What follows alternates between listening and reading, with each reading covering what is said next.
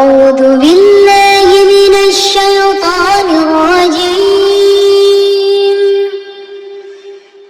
بسم الله الرحمن الرحيم. الحمد لله الذي أنزل على عبده الكتاب ولم يجعل له عوجا قيما لينذر بأسا شديدا من لدنه ويبشر المؤمنين الذين يعملون الصالحات أن لهم أجرا حسنا ماكثين فيه أبدا، وينذر الذين قالوا اتخذ الله ولدا ما لهم به من علم ولا لآبائهم. كبرت كلمة تخرج من أفواههم إن يقولون إلا كذبا، فلعلك باخع نفسك على آثارهم إن لم يؤمنوا بهذا الحديث أسفا. إنا جعلنا ما على الأرض زينة لها لنبلوهم أيهم أحسن عملا وإنا لجاعلون ما عليها صعيدا جرزا. أم حسبت أن أصحاب الكهف والرقيم كانوا من آياتنا عجبا إذ أوى الفتية إلى الكهف فقالوا ربنا آتنا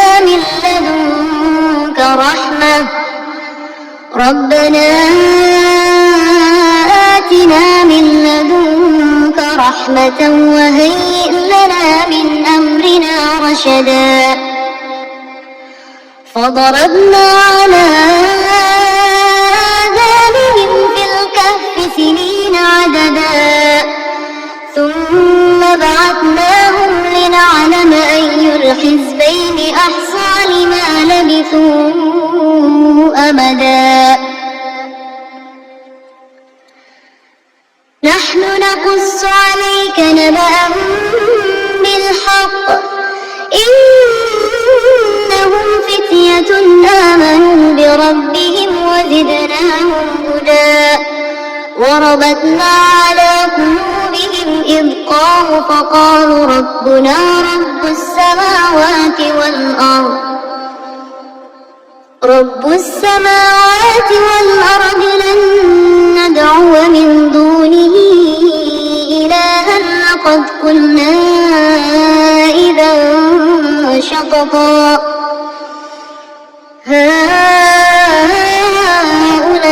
هؤلاء قومنا اتخذوا من دونه آلهة لولا يأتون عليهم بسلطان بين فمن أظلم ممن افترى على الله كذبا. وإذ اعتزلتموهم وما يعبدون إلا الله فأووا إلى الكهف ينشر لكم ربكم من رحمته ويهيئ لكم من أمركم مرفقا. وترى الشمس إذا طلعت تزاور عن كهفهم ذات اليمين وإذا غربت تقرضهم ذات الشمال وهم في فجوة منه ذلك من آيات الله من يهد الله فهو المهتد ومن يضلل فلن تجد له وليا رشدا وتحسبهم أيقاظا وهم رقود ونقلبهم ذات اليمين وذات الشمال وكلبهم باسط ذراعيه بالوصيد لو اطلعت عليهم لوليت منهم فرارا ولملئت منهم رعبا وكذلك بعثناهم ليتساءلوا بينهم قال قائل منهم كم لبثتم قالوا لبثنا يوما أو بعض يوم قالوا ربكم أعلم بما لبثتم فابعثوا أحدكم بورقكم هذه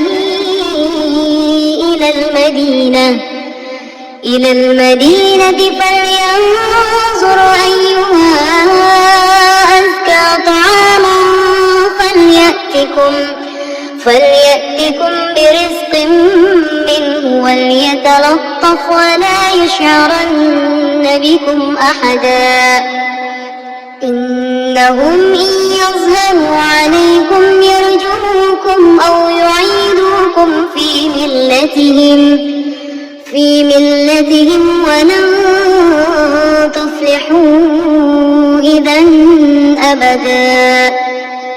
وكذلك أعثرنا عليهم ليعلموا أن وعد الله حق وأن الساعة لا ريب فيها إذ يتنازعون بينهم أمرهم فقالوا ابنوا عليهم بنيانا ربهم أعلم بهم قال الذين غلبوا على أمرهم لنتخذن عليهم مسجدا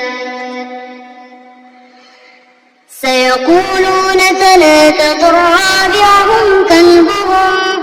ويقولون خمسة سادسهم كلبهم رجما بالغيب ويقولون سبعة وثامنهم كلبهم قل ربي أعلم بعدتهم ما يعلمهم إلا قليل فلا تمار فيهم إلا مراء ظاهرا ولا تستفت فيهم منهم أحدا ولا تقولن لشيء إني فاعل ذلك غدا إلا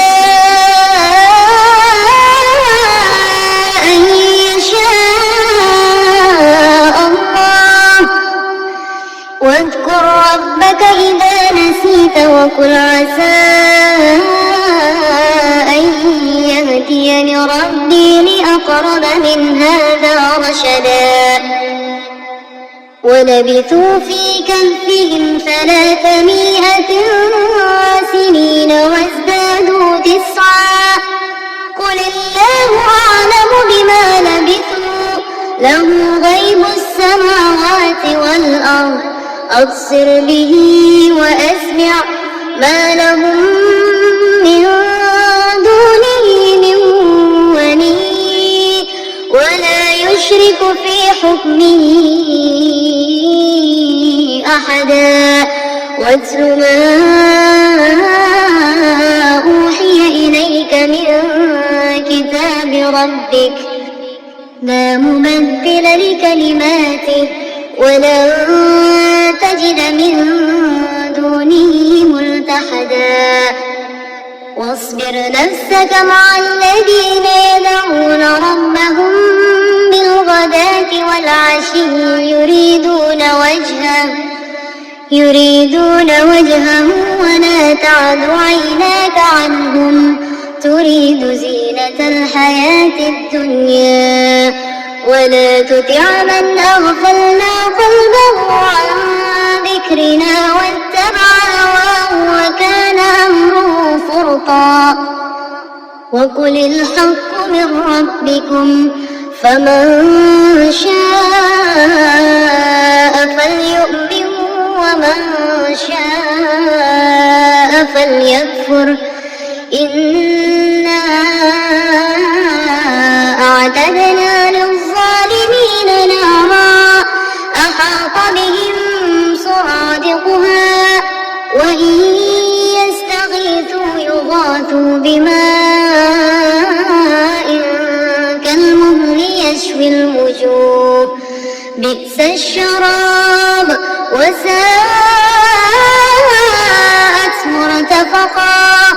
إن الذين آمنوا وعملوا الصالحات إنا لا نضيع أجر من أحسن عملا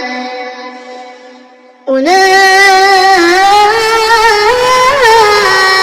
لهم جنات عدن تجري من تحتهم الأنهار يحلون فيها من أساور من ذهب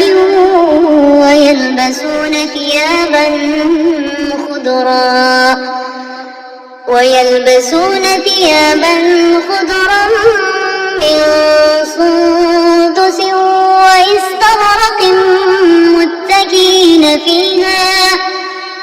وإستبرق متكئين فيها على الأرائك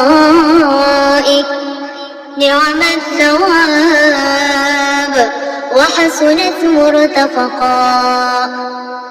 واضرب لهم مثل الرجلين جعلنا لأحدهما جنتين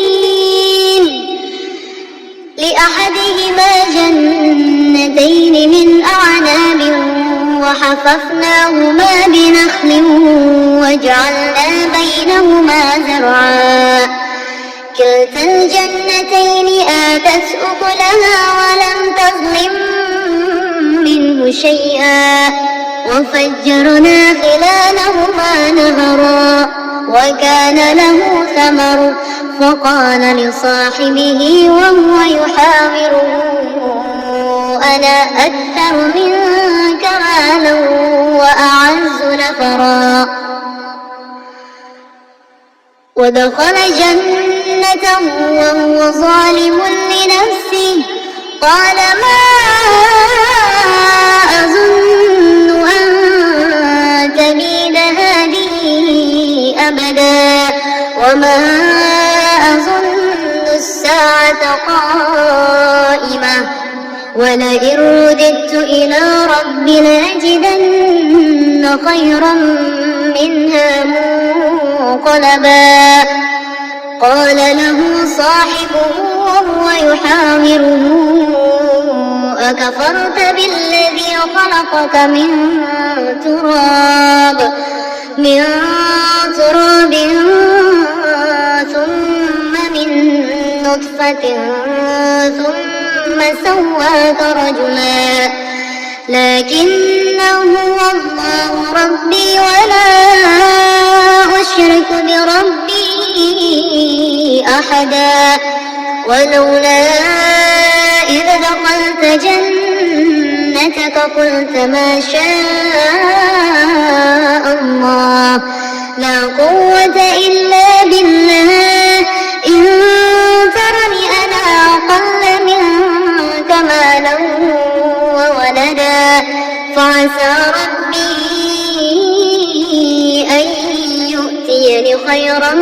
من جنتك ويرسل عليها حسبانا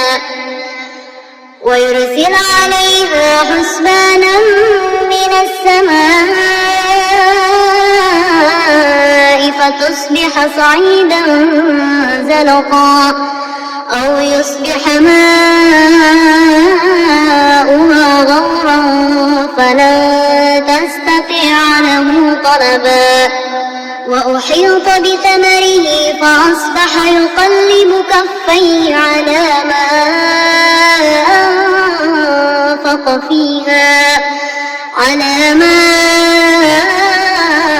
أنفق فيها وهي خاوية على عروشها ويقول يا ليتني لم أشرك بربي أحدا ولم تكن له فئة ينصرونه من دون الله وما كان منتصرا هنالك الولاية لله الحق هو خير ثوابا وخير عقبا واضرب لهم مثل الحياة الدنيا كماء إن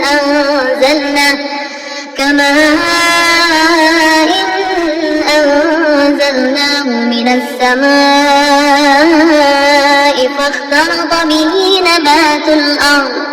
فاختلط به نبات الأرض فأصبح هشيما تذروه الرياح وكان الله على كل شيء مقتدرا المال والبنون زينة الحياة الدنيا والباقيات الصالحات خير عند ربك ثوابا وخير أملا ويوم نسير الجبال وترى الأرض بارزة وحشرناهم فلم نغادر منهم أحدا وعرضوا على ربك صفا لقد جئتمون كما خلقناكم أول مرة بل زعمتم أن لن نجعل لكم موعدا ووضع الكتاب فترى المجرمين مشفقين مما فيه ويقولون يا ويلتنا ما لهذا الكتاب لا يغادر صغيرة ولا كبيرة إلا أحصاها ووجدوا ما عملوا حاضرا ولا يظلم ربك أحدا وإذ قلنا للملائكة اسجدوا لآدم فسجدوا إلا إبليس كان من الجن ففسق عن أمر ربه أفتتخذونه وذريته أولياء من دوني وهم لكم عدو بئس للظالمين بدلا ما أشهدتهم خلق السماوات والأرض ولا خلق أنفسهم وما كنت متخذ المضلين عضدا ويوم يقول نادوا شركائي الذين زعمتم فدعوهم فلم يستجيبوا لهم وجعلنا بينهم موبقا ورأى المجرمون النار فظنوا أنهم مواقعوها ولم يجدوا عنها مصرفا ولقد صرفنا في هذا القرآن للناس من كل مثل وكان الإنسان أكثر شيء جدلا وما منع الناس أن يؤمنوا إذ جاءهم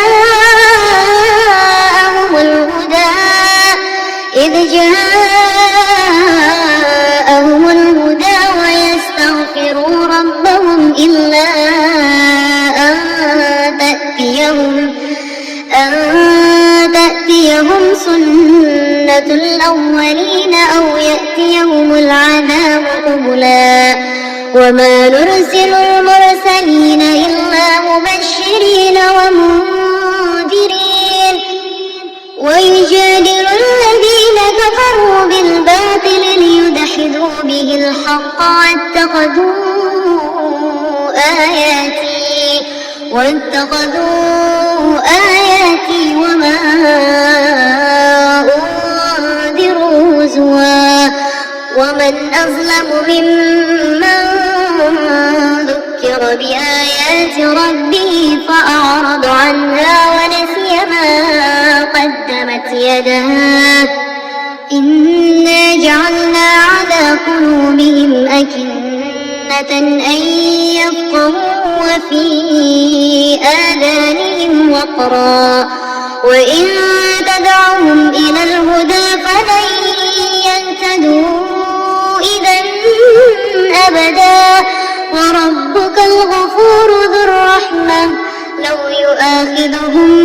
بما كسبوا لعجل لهم العذاب بل لهم موعد لن يجدوا من دونه موئلا وتلك القرى أهلكناهم لما ظلموا وجعلنا لمهلكهم موعدا وإذ قال موسى لفتاه لا أبرح حتى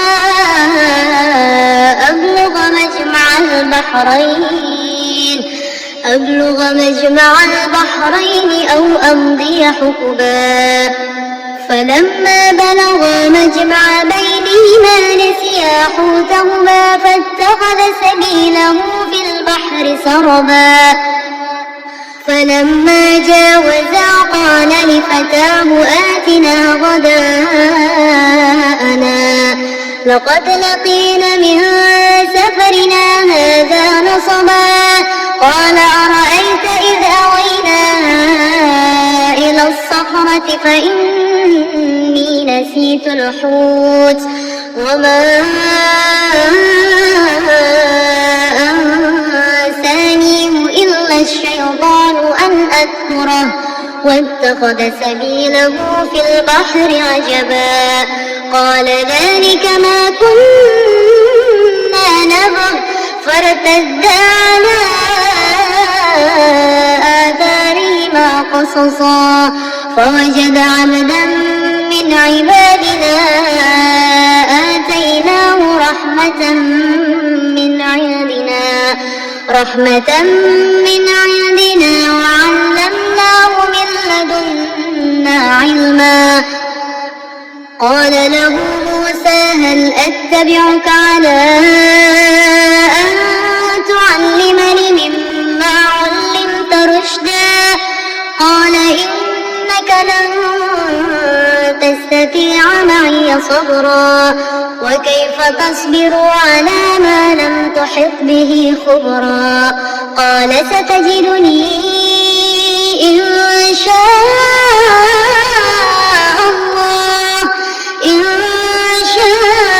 الله صابرا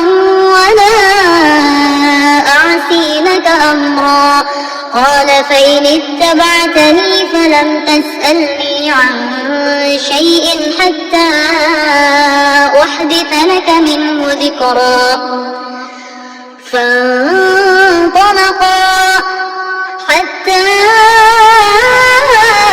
إذا ركبا في السفينة خرقها قال أخرقتها لتغرق أهلها لقد جئت شيئا إمرا قال ألم أقل إنك لن تستطيع معي صبرا قال لا تؤاخذني بما نسيت ولا ترهقني من أمر عسرا فانطلقا حتى إذا لقيا غلاما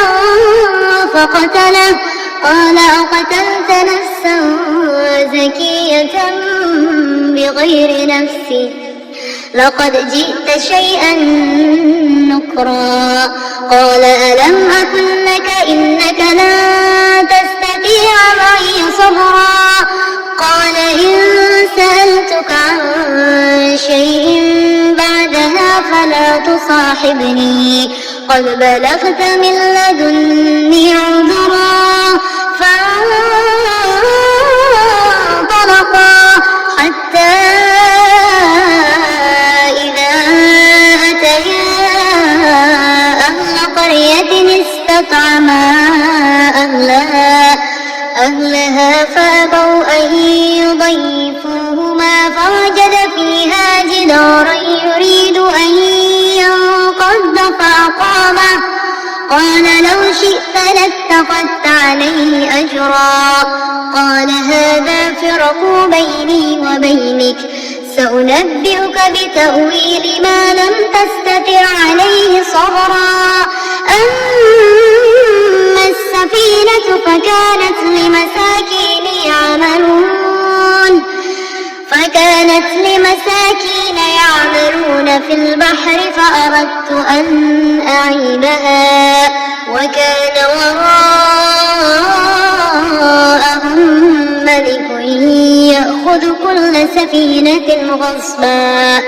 وأما الغلام فكان أبواه مؤمنين فخشينا أن يرهقهما طغيانا وكفرا فأردنا أن يبدلهما ربهما خيرا منه زكاة وأقرب رحما وأما الجدار فكان لغلامين يتيمين في المدينة وكان تحته كنز لهما وكان أبوهما صالحا فأراد ربك أن يبلغا أشدهما ويستخرج كنزهما رحمة من ربك وما فعلته عن أمري ذلك تأويل ما لم تستع عليه صبرا ويسألونك عن ذي القرنين قل سأتلو عليكم منه ذكرا إنا مكنا له في الأرض وآتيناه من كل شيء سببا فأتبع سببا حتى إذا بلغ مغرب الشمس وجدها تغرب في عين حمئة ووجد عندها قوما قلنا يا ذا القرنين إما أن تعذب وإما أن تتخذ فيهم حسنا قال أما من ظلم فسوف نعذبه ثم يرد إلى ربه فيعذبه عذابا نكرا وأما من آمن وعمل صالحا فله جزاء الحسنى وسنقول له من أمرنا يسرا ثم أتبع سببا حتى إذا بلغ مطلع الشمس وجدها تتلو على قوم لم نجعل لهم من دونها سترا كذلك وقد أحطنا بما لديه خبرا ثم أتبع سببا حتى إذا بلغ بين السدين وجد من دونهما قوما لا يكادون يفقهون قولا قالوا يا ذا القرنين إن يأجوج ومأجوج مفسدون في الأرض فهل نجعل لك خرجا على أن تجعل بيننا وبينهم سدا قال ما مكني فيه ربي خير فأعينوني بقوة أجعل بينكم بينكم وبينهم ردما آتوني زبر الحديد حتى إذا ساوى بين الصدفين قال انفخوا حتى إذا جعله نارا قال آتوني أفرغ عليه قطرا فما استطاعوا أن يظهروه وما استطاعوا له نقبا قال هذا رحمة من ربي فإذا جاء وعد ربي جعله دكا وكان وعد ربي حقا وتركنا بعضهم يومئذ يموج في بعض ونفخ في الصور فجمعناهم جمعا وعرضنا جهنم يومئذ للكافرين عرضا الذين كانت أعينهم في غطاء عن ذكري وكانوا لا يستطيعون سمعا أفحسب الذين كفروا أن يتخذوا عبادي من دوني أولياء إنا أعتدنا جهنم للكافرين نزلا قل هل ننبئكم بالأخسرين أعمالا الذين ضل سعيهم في الحياة الدنيا وهم يحسبون أنهم يحسنون صنعا أولئك الذين كفروا بآيات ربهم ولقائه فحبطت أعمالهم فلا نقيم لهم يوم القيامة وزنا ذلك جزاؤهم جهنم بما كفروا واتخذوا آياتي ورسلي هزوا إن الذين آمنوا وعملوا الصالحات كانت لهم جنات الفردوس نزلا خالدين فيها لا يبغون عنها حولا قل لو كان البحر مدادا لكلمات ربي لنفد البحر قبل أن تنفد كلمات ربي ولو جئنا بمثله مددا قل إنما أنا بشر مثلكم يوحى إلي أنما إلهكم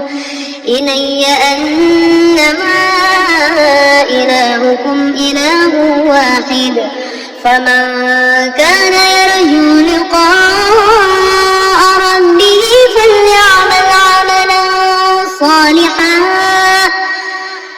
فليعمل عملا صالحا ولا يشرك بعبادة ربه أحدا صدق الله العظيم.